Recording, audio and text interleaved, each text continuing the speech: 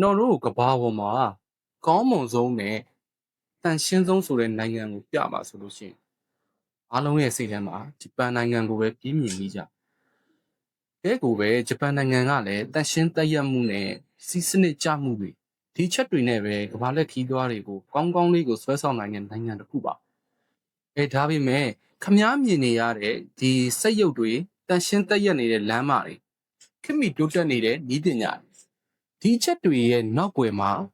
ခင်ဗျားတို့မသိသေးတဲ့ဂျပန်နိုင်ငံရဲ့ထူးခြားဆန်းပြတဲ့တနည်းအားဖြင့် dark side လို့ပြောလို့ရတယ်အမောင်ဘက်ချမ်းကနေရာတွေနဲ့နေမြေတွေအကျိုးအကြောင်းတွေအဲ့ဒီခါတွေကိုခင်ဗျားတို့သိရောသိရလားပြီးတော့ဂျပန်လူမျိုးတွေရဲ့စိတ်နေစိတ်ထားသဘောထားတွေကလည်းဘာလို့တခြားနိုင်ငံတွေကလူမျိုးတွေနဲ့မတူဘဲနဲ့ပြီးသက်တက်ကြီးကွဲထွက်နေရတာ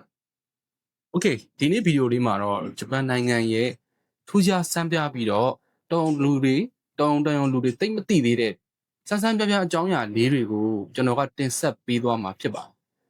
။အဲဒီတော့ကျွန်တော်ဗီဒီယိုလေးကိုအဆုံးထိလိုက်ပါကြည့်ရှုပေးဖို့ကျွန်တော်ဒီကနေပဲဖိတ်ခေါ်လိုက်ပါတယ်။ဘလို့အချက်လက်တွေကခင်ဗျားကိုဆွဲဆောင်သွားမလဲဆိုတာကိုစက်ကြည့်လိုက်ပါဦး။အားလုံးပဲမင်္ဂလာပါ။ကျွန်တော်တို့ KP Knowledge Channel ကနေပြီးတော့ပြန်လည်ကြိုဆိုလိုက်ပါတယ်။ကျွန်တော်ကတော့ KP Knowledge Channel ရဲ့ကိုပိုင်ဖြစ်ပါတယ်။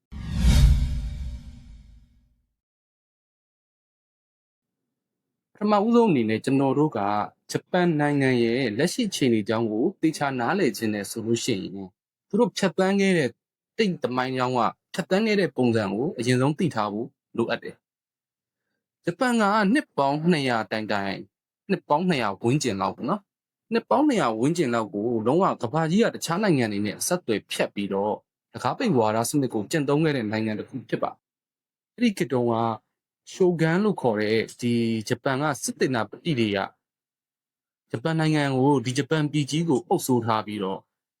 အများတို့ကြားဘူးနေကြဖြစ်တဲ့ဆာမူရိုင်းစစ်တီတွေရဲ့စိတ်ဓာတ်တွေကဂျပန်လူမျိုးတွေရဲ့ဒီနှလုံးအသွေးထဲသားတွေကိုစိတ်ဝင်စီးဆင်းနေခဲ့တယ်။ဆာမူရိုင်းစစ်တီတွေရဲ့စိတ်ဓာတ်ဆိုတာဒီသစ္စာရှိတာတို့ဒီဂတိသစ္စာတည်တဲ့ဟာတွေ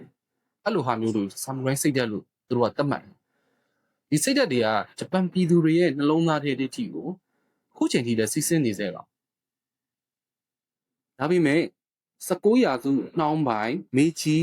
ခေတ်ပြောင်းတော်လှန်ရေးကာလမှာဂျပန်နိုင်ငံကဒီအနောက်တိုင်းအယူဆနဲ့အနောက်ပိုင်းမူဝါဒတွေကိုစတင်ပြီးတော့ကျင့်သုံးလာခဲ့အဲ့လိုကျင့်သုံးလာခဲ့ပြီးတဲ့နောက်မှာပဲဂျပန်ပြည်ကဒုတိယကမ္ဘာစစ်ထဲကိုတက်ဆင်းသွားရှော့အဲ့ဒီချိန်မှာတော့ခင်ဗျားတို့အားလုံးသိကြတဲ့အတိုင်းပဲဂျပန်နိုင်ငံကဟီရိုရှီးမားနဲ့ဒုတိယကမ္ဘာစစ်ထဲမှာပေါ့နော်ဟီရိုရှီးမားနဲ့နာဂါဆာရီမြို့တွေကိုနုမြုပ်ပုံကျဲခံတယ်ဆိုတော့လုံးဝနိုင်ငံကစုပ်ပြတ်တက်ပြီးတော့0ဘောက်ပြန်ရောက်သွားတယ်အဲ့ဒီချိန်နေရနေပြီးတော့ခုလိုချိန်ထိကိုသူတို့ဘယ်လိုပြန်ပြီးတော့ရုံးထပြီးတော့စူးစမ်းလာခဲ့တာပို့ပြီးတော့အံ့ဩစရာကောင်းတာကအဲ့လိုရုံးထစူးစမ်းလာခဲ့တာနေမကပဲနဲ့နှစ်30လောက်အတွင်းမှာကိုပဲ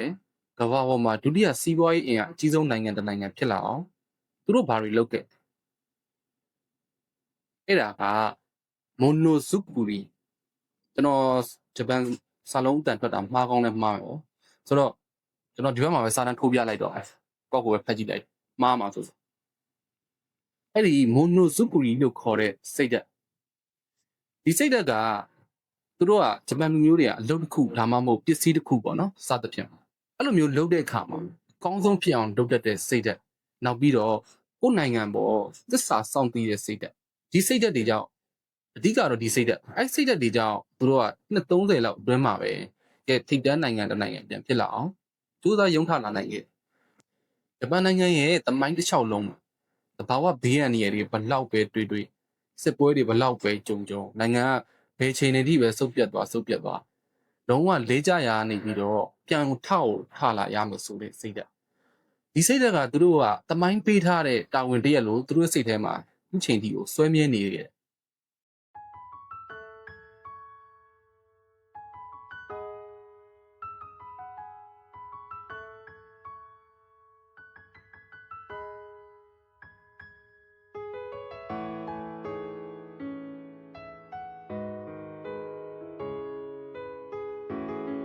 Okay ဂျပန်နိုင်ငံရဲ့သမိုင်းကြောင်းကိုတည်ပြီးသွားပြီဆိုလို့ရှိရင်တော့အခုလက်ရှိဖြစ်တဲ့ဂျပန်တွေရဲ့လူနေမှုဘဝနဲ့အဆင့်တန်းတွေကြောင်းကိုကျွန်တော်တို့သွားပြီးတော့ချက်လေ့လာကြည့်ကြရအောင်ဂျပန်နိုင်ငံရဲ့လူနေမှုဘဝကိုဘောဟာရတစ်ခုလည်းနဲ့အဓိပ္ပာယ်ဖွင့်ရမယ်ဆိုလို့ရှိရင်အဲ့ဒါကစီကန်းဆိုတဲ့အဓိပ္ပာယ်ဂျပန်မှာမနက်ခင်းဆိုလို့ရှိရင်ဒီယထာတွေမြေအောက်ယထာတို့ကြီးစံယထာတို့အဲ့လိုယထာတွေကသူတို့ဆက်ရောက်ရမယ့်အချိန်ကိုမိနစ်မလွဲစက္ကန့်မလွဲအဲ့လိုအချိန်အတိအကျဖို့သူတို့ကစိုက်ရောက်တယ်အကြောင်းမျိုးမျိုးကြောင့်သူတို့10မိနစ်လောက်နောက်ကျခဲ့တယ်ဆိုလို့ရှိရင်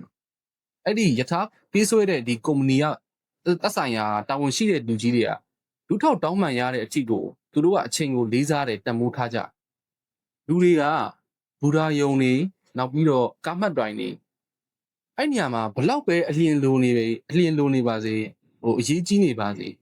တိုးဝှေ့ပြီးတော့တက်တာမျိုးလုံးဝမရှိဘဲနဲ့စနစ်တကျတန်းစီပြီးတော့စောင့်ပြီးတော့မှကိုယ့်လက်ရောက်မှတက်ကြတာကျွန်တော်တို့နိုင်ငံက 1BS တွေပေါ့လူတွေကဘူရာယုံနောက်ပြီးတော့ကားဂိတ်အဲ့လိုနေရာမျိုးမှာကိုဘလောက်ပဲအလျင်လိုနေပါစေကိုယ့်လက်မရောက်သေးရင်တင်းတိုးဝှေ့ပြီးတက်တာမျိုးရှိဘဲနဲ့ကိုယ့်လက်ကိုရောက်တဲ့ဒီစနစ်တကျတန်းစီပြီးမှတက်တယ်စနစ်တကျတန်းစီပြီးစောင့်ရတယ်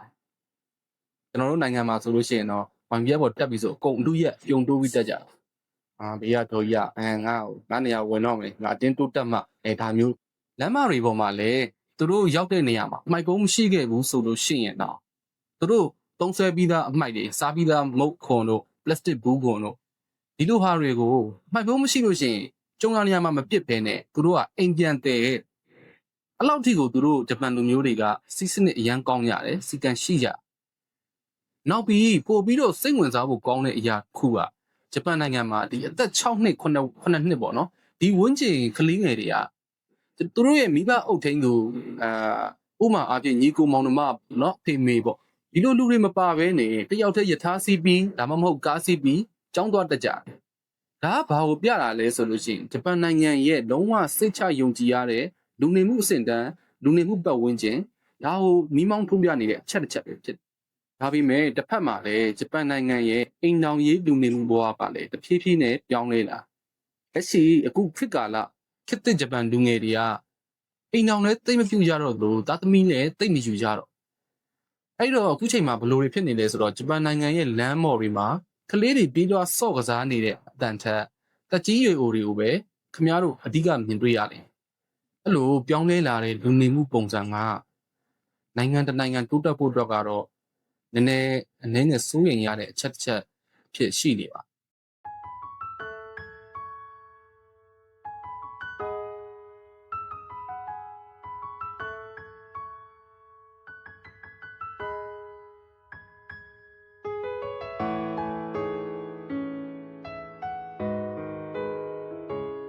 အခုကတော့ဂျပန်နိုင်ငံရဲ့အမှောင်ဘက်ချမ်းလို့ပြောလို့ရတဲ့နေရာနှစ်ခုကြောင်းကိုကျွန်တော်စပြောပြ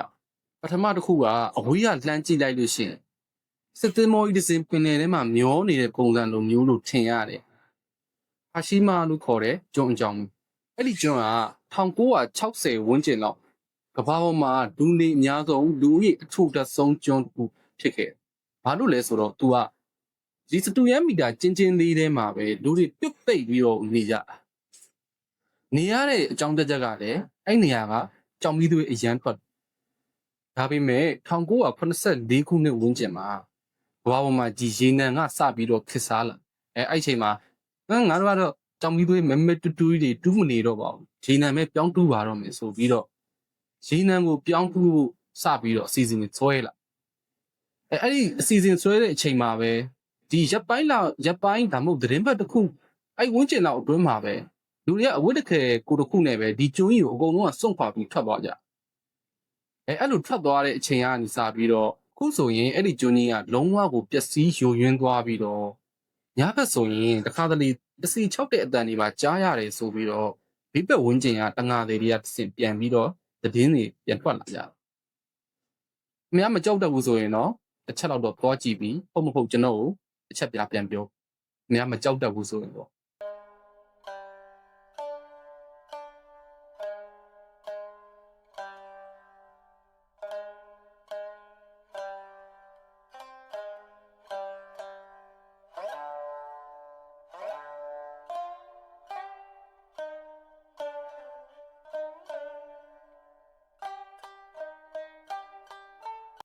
နောက်တစ်ခုကတော့ Fuji တောင်ကြီးမှာရှိတဲ့ Aokigahara စလုံးအတန်ထွက်တာမှားရင်လည်းမှားမယ်ပေါ့နော်။ဘာလို့ဆိုတော့ကျွန်တော်ကဂျပန်စကားကိုသိမလေ့လာဘူး။ဆိုတော့ကျွန်တော်ဒီဘက်မှာစာတမ်းပဲထုတ်ပြလိုက်တော့မယ်။ခင်ဗျားတို့ကိုယ့်ကိုဖတ်လိုက်တော့ကျွန်တော်ပြောရင်မှားနေပြီဆိုလို့အဲ့ဒီတစ်တော်တချို့လူတွေကသိမင်းတောင်ကြားလို့လည်းခေါ်တယ်။သိမင်းတောင်ကြားလို့ပဲကျွန်တော်သုံးလိုက်တော့နော်။အဲ့ဒီတစ်တော်တွေကိုခင်ဗျားတို့ရောက်ပြီဆိုလို့ရှိရင်ခင်ဗျားတို့သိတဲ့ဒီ compass လို့ခေါ်တဲ့ဒီတန်လိုက်အိမ်များမြောက်ရက်ကိုအမြဲတမ်းညွန်ပြနေပါတယ်ဆိုတော့တန်လိုက်အိမ်များအဲ့တန်လိုက်အိမ်များကြီးအဲ့တော်တဲ့ရောက်ပြီဆိုလုံးဝအလုံးမလုံးလုံးမလုံးရတဲ့အကြောင်းပြချက်ကလည်းရှိတယ်။ဘာလို့လဲဆိုတော့အဲ့တစ်တော်ရဲ့မြေအောက်မှာရှိတဲ့တရားဇာတတွေရဲ့တန်တက်ကတော်တော်လေးကိုများနေတယ်လို့ပြောကြတယ်။ဒါရင်မဲလားဆိုတော့လည်းမဟုတ်ဘူး။ဒီတစ်တော်ကကဘာပေါ်မှာစူဆိုက်အဆုံးဆိုင်ကိုအဆုံးစီရင်တာဒုတိယအများဆုံးနေရာပထမအများဆုံးနေရာဘယ်နေရာလဲတော့ကျွန်တော်တော့မသိဘူးကျွန်တော်မိတ်ဆွေခင်ဗျားတို့သိရဆိုလို့ရှိရင်အောက်က comment လေးမှာဝင်ပြီးတော့ကျွန်တော်ကိုတစ်ချက်ထောက်ပြပါပြီလူတွေကစိတ်သက်ကြလာတဲ့အခါဒီတစ်တော်တွေကိုဝင်ပြီးတော့ကိုအဆုံးစီရင်လေးရှိတယ်ဒါကြောင့်ဒီဂျပန်ပြည်အစိုးရကတစ်တော်ရဲ့အဝင်ဝမှာတမိဘအိမ်ကိုပြန်มาဒါမှမဟုတ်လူဘဝကိုတန်မိုးထားပါစသဖြင့်ပေါ့နော်အဲ့လိုတတိပေးအတိပေးတဲ့ဆိုင်းပုတ်ပြီးတော့တက်ဆင်ထားတဲ့အထီကိုအဲ့ဒီနေရာဟောက်ရမ်းကြံ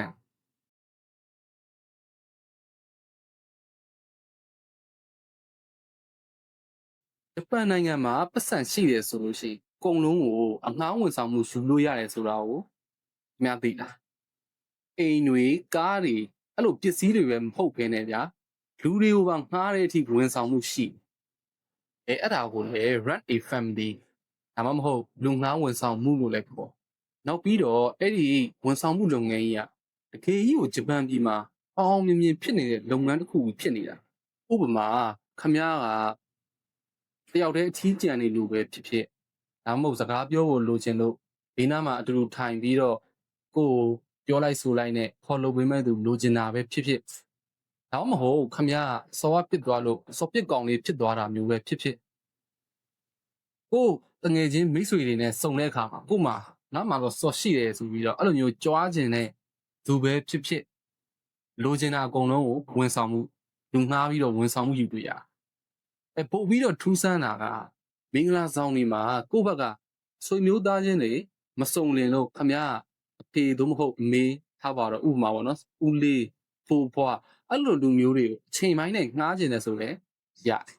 ။အောက်ရန်ကိုကြမ်းတယ်။တနာကြီးကိုဂျပန်ယန်ထောင်ချီပေးလိုက်လို့ရှိရင်အဲ့ဒီလူကတရုတ်ဆောင်ပေါ့နော်အဲ့ဒီတရုတ်ဆောင်ပေးရပြီးတော့ခင်ဗျားကိုမိဘတယောက်ကိုဖေတယောက်လို့မိတယောက်လို့ချစ်သူရီးစားဆိုလဲချစ်သူရီးစားဝန်ဆောင်မှုယူထားတယ်ဆိုရှင်လဲချစ်သူရီးစားတယောက်လူရွယူရရေးတွေနဲ့အဲ့လိုမျိုးခင်ဗျားဝန်ဆောင်မှုပေးမှာဒါပေမဲ့ခင်ဗျားယူထားတာအချိန်ကတနာရီလားတနာရီအဲ့ service အချိန်ပြည့်သွားပြီဆိုတာနဲ့ခင်ဗျားကိုလှည့်မကြည့်တော့ဟင်းဆိုပြီးတော့ထွက်သွားပြောထားတယ်လေအစားမှာခင်ဗျားတို့ဂျပန်လူမျိုးတွေအချိန်တိကျအချိန်ကိုလေးစားတယ်လို့ခင်ဗျားကိုပြောထားတာခင်ဗျားကိုလှည့်မကြည့်ထွက်သွားအောင်အချိန်ပြည့်လို့ဒါကနီးပညာတွေဘလောက်ပဲတိုးတက်နေပါစေခေတ်သစ်ဂျပန်လူအဖွဲ့အစည်းမှာအထီးကျန်ဆန်မှုဆိုတဲ့အားလည်းပို့ပြီးတော့ကြီးစိုးလာနေတယ်ဆိုတာကဲဝမ်းနည်းစရာကောင်းတဲ့အချက်တစ်ခုဖြစ်နေဂျပန်လူမျိုးတွေရဲ့အလုပ်စူးစမ်းမှုနဲ့အချိန်တိကျမှုကကဘာကပါလုံးဝလက်ပြားခါရပါဒါပေမဲ့သူတို့ရဲ့လုပ်ငန်းဝင်ထဲမှာကျွန်တော်တို့အတွက်နည်းနည်းထူးဆန်းမှုကောင်းတဲ့လုပ်ငန်းခင်ယဉ်ကျေးမှုတွေတခုတွေရှိအဲ့ဒါဘာလဲဆိုတော့ in-memory လို့ခေါ်တဲ့လုပ်ငန်းတွေထဲမှာခဏတာမိတ်ဆက်ခွင့်ဒါမှမဟုတ်ပုံမှန်လင်းပြောရင် porting အိတ်ငိုက်ခွင့်အဲ့ဒီအချက်လေးရှိတယ်ကိုရီစီမှာတော့အလုပ်လုပ်တဲ့ချိန်မှာအိတ်ငိုက်တာပဲဖြစ်ဖြစ်ဒီနာကိုယ့်ရဲ့ဒုက္ခကင်မန်းနဲ့တပီဖုတ်တာမျိုးပဲဖြစ်ဖြစ်အဲ့လိုဟာတွေကိုမန်နေဂျာတွေ့သွားပြီဆိုတော့ခင်ဗျားကိုရေးလဲကောရင်ကောမယ်ဒါမှမဟုတ်ဒါစာဖြတ်ချင်ဖြတ်ဒါပေမဲ့ဂျပန်နိုင်ငံမှာကြတော့ပြောင်းမြန်ခင်ဗျားအဲ့လိုမျိုးခင်ဗျားငိုက်ပြီးတော့အိပ်ပျော်သွားတာတို့အဲ့လိုမျိုးတွေ့ပြီဆိုလို့ရှိရင်ဒီလူကညာတော့ကအရန်ကိုအလုပ်ကြိုးစားလို့လုံးဝအားရင်နေကုန်ခန်းပြီးတော့ခုချိန်မှာအိပ်ပျော်သွားတာပဲအဲ့လိုမျိုးကောင်းမြင်ပေးတယ်ပြီးတော့အလုပ်ပေါ်သစ္စာရှိမှုအလုပ်ကြိုးစားမှုအဲ့လိုအဖြစ်နဲ့ခင်ဗျားကိုဝိုင်းပြီးတော့ချီးကျူးကြ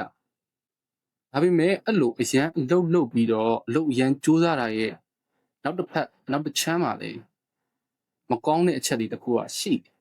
အဲ့ဒါကတော့အလုပ်ကိုအရန်လုပ်အလွန်ကျွံလုပ်ပြီးတော့အသက်အန္တရာယ်ထိခိုက်နိုင်တဲ့ဟာတွေတို့ခေါ်ကတော့ကာရိုရှီလို့ခေါ်တယ်ဂျပန်ဝန်ထမ်းတွေကတရက်ကိုနာရီပေါင်းများစွာ overtime လုပ်ကြရပြီးတော့အဲ့ဒီ overtime တွေလုပ်ရတဲ့အတွက်သူတို့ကအဲ့ဒီစိတ်ဖိစီးမှုတွေပင်ပန်းမှုတွေဖြစ်ပေါ်လာအဲ့လိုဖြစ်ပေါ်လာတဲ့ပင်ပန်းမှုတွေစိတ်ဖိစီးမှုတွေကြောင့်ပဲသူတို့ကလုံနေရင်းနဲ့သက်ရှူမဝတာပြီးတော့နှလုံးရက်သွားတာမျိုးပြီးတော့ရုပ်တရက်အုံနောက်သွေးကြောပြက်ပြီးတော့လှုပ်သွဲပေါ်မှာနေခောက်ခနဲဖြစ်သွားတာမျိုးအဲ့လိုအဆင့်ထိရှိအဲ့ဒါကြောင့်အစိုးရကလည်းလှုပ်ချိန်ပြီးပြီဆိုလို့ရှိရင်အတင်းကျပ်မိပိတ်ပြီးအိမ်ပြန်ခိုင်းတဲ့ဒီဥပဒေထုတ်တဲ့အဆင့်ထိပါသူတို့ကရှိပန်ပီကိုချင်းချလိုက်ပြီးဆိုတာနဲ့ခင်ဗျားပထမဆုံးတွေ့ရမှာတော်ရုံမြို့ပါမကျန်ဗျာခင်ဗျားဘယ်နေရာကြည့်လမ်းဘေးဘယ်နေရာမှာကြည့်ဗန်ဒီမရှင်းလို့ခေါ်တဲ့ဒီစက်တွေကိုခင်ဗျားတွေ့ရပြီးအဲ့စက်တွေကပါလေဗန်ဒီမရှင်းဆိုတာပါဗန်ဒီမရှင်းဆိုတာကအလွယ်ပြောရမယ်ဆိုလို့ရှိရင်ဒီအကျွေစီမျိုးပတ်စံလို့เนาะအဲ့လိုမျိုးထည့်ပြီးတော့ခင်ဗျားလိုချင်တဲ့ရေတံဘူးလို့ကော်ဖီတို့ပါဒါမျိုးထုတ်တဲ့စက်ပြောတာဒီဂျပန်လူဦးရေရဲ့အကြမ်းမြင့်အပြင်23ယောက်မှာတယောက်ကဒီလိုစက်တစ်လုံးကိုပိုင်ဆိုင်ဒါပေမဲ့ထူးဆန်းတာအဲ့စက်တွေက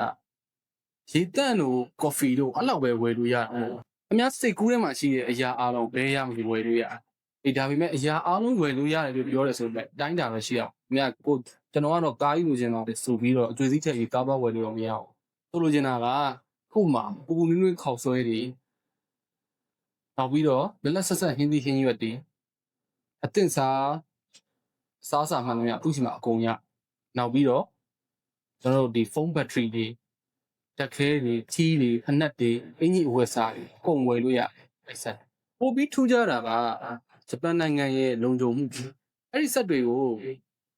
လမ်းဘေးမှာပဲထားတာတောမှာပဲထားတာဟိုတောတောင်တောအုပ်ထဲမှာပဲထားတာကြိုက်တဲ့နေရာမှာလားအဲ့ဆက်တွေကိုဖြတ်စည်းသွားတဲ့လူလည်းမရှိဘူးဆက်တွေကပတ်စံတွေကိုခိုးထုတ်သွားတဲ့လူလည်းမရှိဘူးပစ္စည်းတွေကိုဟောက်တွင်းပြီးယူသွားတဲ့လူလည်းမရှိဘူးပြီးတော့ဆက်တွေကလည်း24နာရီပတ်လုံးတော့သူစနစ်တကျလေပတ်နေအဲ့နောက်ပြီးတော့သူကပူတဲ့ຢာဒီမှာဆိုလို့ရှိရင်ခင်ဗျားတို့တောက်စရာအေးတဲ့ຢာဒီဆိုလဲခင်ဗျားတောက်ဖို့ပဲပူပူနွေးနွေးကော်ဖီအဲ့လိုမျိုးပေါ့နော်ຢာဒီဥနဲ့လိုက်ပြီးတော့တခါစားတာဖြစ်မဲ့စားစာမျိုးစင်တဲ့အမြဲတမ်းဖြစ်နေအောင်ကိုကလုပ်ထားပြီးဒါကိုကြည့်ဒါကဘာကိုပြနေရလဲဆိုလို့ရှိရင်ဂျပန်နိုင်ငံရဲ့နီးပညာနဲ့နီးပညာတိုးတက်မှုနဲ့စီးစနစ်ကျမှုဆိုတဲ့အချက်တွေကိုမိမောင်းထိုးပြတယ်ဂျပန်နိုင်ငံကတစ်နှစ်ကိုမီလီယံပေါင်း1500ကျော်လောက်ထုတ်ပြီးတော့မီးတောင်တွေအများကြီးရှိတဲ့နေရာမှာရှိနေတဲ့ကမ္ဘာအန်ရယ်ဇုံထဲမှာရှိနေတဲ့နိုင်ငံတိုင်းဖြစ်ဆိုတော့တစ်နှစ်ကိုမီလီယံချိန်ပေါင်း1500ဆိုတော့တစ်လကိုအကျဉ်းကြီး100ကျော်လောက်သွားဖြစ်ဆိုတော့တရက်ကိုပတ်ချ၄ချိန်ပတ်ချလဲတော့လှုပ်တယ်ပေါ့နော်အကြမ်းမြင်ဖြန်းမြတွက်ကြည့်မယ်အဲ့ဝန်းကျင်တော့မဟုတ်ဘူးကိုရီးနိုင်ငံမှာဆိုရင်တစ်ခါတလေတစ်ချိန်တစ်ခါလောက်ငလျင်လေးတုတ်လို့ရှိရင်တော့ဘယ်လောက်တောင်ချိန်နေဆိုလဲခင်ဗျားတို့သိတဲ့အတိုင်းဒါပေမဲ့ဂျပန်နိုင်ငံကအခုချိန်ဒီဘာလို့လုံးဝလက်ပြုတ်ကြမသွားပဲခြင်းလုံးဝစီးပွားရေးကမ္ဘာပေါ်မှာစီးပွားရေးအင်အားကြီးဆုံးနိုင်ငံဖြစ်ဘာလို့ရှိနေသေးရအဲ့ဒီဖြေကတော့သူတို့ရဲ့အောက်ရန်လန်းတဲ့အင်ဂျင်နီယာပညာကြောင့်သူတို့ကဒီမိုးမျောလုံးဝငလျင်ရန်လှုပ်တဲ့နိုင်ငံဗျာဂျပန်နိုင်ငံကဒါပေမဲ့သူကဒီမိုးမျောအဆောက်အုံတွေရဲ့အောက်ခြေမှာဒီငလင်းတန်းကိုခံနိုင်တဲ့ shock absorber လို့ခေါ်တဲ့ AR မှာ spray အကြီးတွေနဲ့ rubber ပြားတွေကိုသူကခံပြီးမှဒီမိုးမျောအဆောက်အုံတွေကိုဆောက်လုပ်အဲ့တော့ငလျင်လှုပ်ပြီဆိုလို့ရှိရင်ဒီအဆောက်အုံတိုက်တာတွေကကျွန်တော်တို့အင်္ဂလိပ်ပုတ်တွေကျိုးပြတ်သွားလို့မဟုတ်ဘဲနဲ့ကျိုးချေပျက်စီးသွားလို့မျိုးမဟုတ်ဘဲနဲ့လုံးဝဘဲညာရင်းခါလို့ပြီးတော့ဟိုကနေတဲ့ပုံစံလိုမျိုးဖြစ်အောင်အဲ့လိုအဆင့်ထိပဲရှိတယ်ဗျာရင်းခါတဲ့အဆင့်ထိပဲရှိတယ်အဲ့ဒါနေမင်းလားဆိုတော့လည်းမဟုတ်သေးဘူးဒီတိုကျိုမြို့ရဲ့အောက်ခြေမှာဂျီကန်လို့ခေါ်တဲ့ကမ္ဘာအကြီးဆုံးရေလွှဲတဲ့ဥမေလိုင်ကောင်းလေးရှိဒီလိုင်ကောင်းကြီးကဘယ်လိုလုပ်ဘာအတွက်ထားတာလဲဆိုလို့ရှိရင်သူတို့ကဂျပန်နိုင်ငံကဒီမုန်တိုင်းဆိုလဲခဏဝင်နေဗျဆိုတော့ဒီမုန်တိုင်းဝင်လာလို့ရေကြီးလာပြီဆိုလို့ရှိရင်ဒီမြို့ပေါ်မှာကြီးနေတဲ့ရေတွေသူကစုပ်ယူပြီးတော့အဲ့ဥမေလိုင်ကောင်းကနေတစ်ဆင့်သူကပင်လယ်တွေကိုစွန့်ထုတ်တဲ့စနစ်ကိုသူကသုံးကျင်အဲ့စနစ်ကိုသုံးဖို့အတွက်ဒီလိုင်ကောင်းကိုစောက်တာဆိုတော့ဒီဟာတွေကိုကြည့်လို့ရှိရင်အဲ့ဒါသဘာဝတရားရဲ့ဘေးအန္တရာယ်ဟိုလူသားတွေရဲ့အုံနောက်နဲ့ဤပညာပေါင်းဆက်ပြီးတော့တွန်းလှန်နိုင်ရဲဆိုတော့ပြရည်လုံးဝစံပြနမူနာပြရုပ်ဆိုဒီတစ်ခေါက်ပြောပြမယ့်အကြောင်းအရာကဂျပန်နိုင်ငံမှာက သူ့မှာရှိတဲ့လူဦးရေတဲ့တရိတ်ဆန်ဦးရေကပို့ပြီးတော့များနေတာတချို့နေရာတွေမှာဆိုလို့ရှိဒီတရိတ်ဆန်နေရာပဲသူကဒီနေနေရဲ့သခင်အရှင်သခင်လိုမျိုးဟိုကြီးစိုးထားတဲ့ကျွန်းတွေလည်းရှိထမအောင်ဆုံးတစ်ခုကတော့ဖိုရှိမာလို့ခေါ်တဲ့ကြောင်ကျွန်းကြောင်နေနေတဲ့ကျွန်းပြောတယ်ကြောင်ကျွန်းဒီကျွန်းမှာဆိုလို့ရှိအဓိကနေတာကတော့ဒီတက်ကြီးတွေကိုဘိုးဘွားတွေအဓိကအနှင်းငယ်လောက်ပဲနေပြီးတော့ကျန်တဲ့ဓာတ်တွေကကြောင်နေပါကြောင်တွေကအဲ့ဒီအတွက်ဟိုတက်ကြီးတွေကိုနေထိုင်နေတဲ့တက်ကြီးတွေကိုတွေထက်အများကြီးအစာအုံးများတော့ပုံများပါကြောင်တွေကယာနဲ့ချီပြီးတော့ရှိတဲ့အတွက်အဲ့ဒီကျွန်းမှာရှိတဲ့လမ်းတွေနဲ့နောက်ပြီးတော့စိတ်ကမ်းတွေပေါ့အများသွားလို့ရှိရင်ဒီကြောင်တွေကိုပဲတွေ့နေရမှာကြောင်ချစ်တဲ့အပြူကြီးမမတွေပြောကတော့လုံးဝနိဗ္ဗာန်ပုံမျိုးနောက်ထပ်တစ်ခုကတော့အိုကူနူရှိမာလို့ခေါ်တဲ့ယုံကျွန်းမှာယုံကျွန်းဆိုတာကယုံနေနေတဲ့ကျွန်းကိုပြောချင်တယ်ဒီကျွန်းကဒီဒုတိယကမ္ဘာစစ်အတွင်းမှာတော့သူကဓာတုလက်နက်တွေစမ်းသပ်တဲ့လျှို့ဝှက်ကျွန်းတစ်ခုဖြစ်နေပြီးတော့လူသူရောက်ပေါက်လဲနည်းနည်းနဲတယ်စစ်ပြီးတဲ့နောက်မှာတော့ဒီဓာတုလက်နက်စမ်းသပ်တဲ့ခါမှာဟိုစမ်းသပ်ခံလို့ကိုဖမ်းထားတဲ့ယုံတွေကိုလွတ်ပေးလိုက်ရကနေပြီးတော့ဒီအုပ်စုလိုက်မျိုးပွားပြီးတော့ဒီယုံတွေကအဲ့ဒီကျွန်းကိုလုံးဝကြီးစိုးသွားပြီးတော့အကောင်ပေါင်းများစွာဖြစ်ပါလားစစ်ပြီးတဲ့နောက်မှာတော့ဒီစမ်းသပ်ဖို့ဖမ်းထားတဲ့ယုံလေးတွေကိုပြန်လည်လွတ်ပေးလိုက်ဒီချိန်မှာတော့အဲ့ဒီယုံလေးတွေကအုပ်စုလိုက်မျိုးပွားပြီးတော့အကောင်ရေပေါင်းများစွာတိုးပွားလာပြီးအခုလက်ရှိမှာတော့ဒီကျွန်းမှာယုံတွေကြီးပဲရှိပါတော့ကဘာလက်ခီးသွားတွေကအဲ့ဒီကျွန်းတွေဒါပြီးတော့ဒီတရိတ်ဆန်လေးတွေကိုစာကျွေးပြီးတော့စိတ်ပန်းပြေကြပါโอเคအခုပြင်ဆက်ပြီးသွားတာကတော့ဂျပန်နိုင်ငံရဲ့ထူးထူးခြားခြားအကြောင်းအရာလေးတွေနဲ့နောက်ပြီးတော့အချို့လူတွေသိတဲ့တနည်းအားဖြင့် website လို့ပြောလို့ရတယ်ဂျပန်နိုင်ငံရဲ့အမောင်ဘက်ချမ်းအကြောင်းအရာတွေဒါလေးကိုကျွန်တော်လက်လန်းမိသလောက်ကျွန်တော်ညံမိသလောက်လေ့လာပြီးတော့ကျွန်တော်မိတ်ဆွေတွေတီးဖို့ကျွန်တော်ပြန်ပြီးတော့ sharing လုပ်ပေးခြင်းပဲဖြစ်ပါတချို့အချက်လက်တွေပါရင်းပြီးတော့ပြောပြမိခဲ့တယ်ဆိုလို့ရှိရင်လည်းဒီခါနားလိုက်ပြီးတော့ဒီနေရာပဲကျွန်တော်တောင်းလာတယ်ကျွန်တော်ပြောပြသွားတဲ့အကြောင်းအရာတွေထဲမှာဘယ်ချက်ကကျွန်တော်မိတ်ဆွေတွေတီးပြီးသားဖြစ်နေမလဲတချို့ဘယ်ချက်တွေကကျွန်တော်ပြောမှခင်ဗျားတို့သိတာမျိုးဖြစ်ပါအဲ့ဒါတွေကိုလည်းကွန်မန့်မှာဝင်ရောက်ရေးပြီးတော့ဆွေးနွေးသွားလို့လည်းရပါကျွန်တော်ဗီဒီယိုလေးကိုကြိုက်နှစ်သက်တယ်ဆိုလို့ရှိရင်လည်း like and share လေးလုပ်ပြီးတော့နောက်ထပ်ဒီလိုစိတ်ဝင်စားစရာကောင်းတဲ့အကြောင်းအရာတွေကိုအများနဲ့တင်ဆက်ပေးနေမှာဖြစ်တဲ့အတွက်ကျွန်တော် channel လေးကိုလည်း subscribe မလုပ်ရသေးဘူးဆိုရင်လည်း subscribe လေးလုပ်ပြီးတော့ဘေးနား notification ခေါင်းလောင်းလေးကိုလည်းနှိပ်ပေးသွားဖို့ကျွန်တော်ဒီကနေပဲတောင်းဆိုလိုက်ဗီဒီယိုလေးကိုဆုံးဖြတ်ကြည့်ပေးပြီးတော့ကျွန်တော်ကျေးဇူးတင်ပါတယ်ကျွန်တော်တို့နောက်ဗီဒီယိုမှာကျွန်တော်တို့ပြန်လည်ဆုံတွေ့ကြ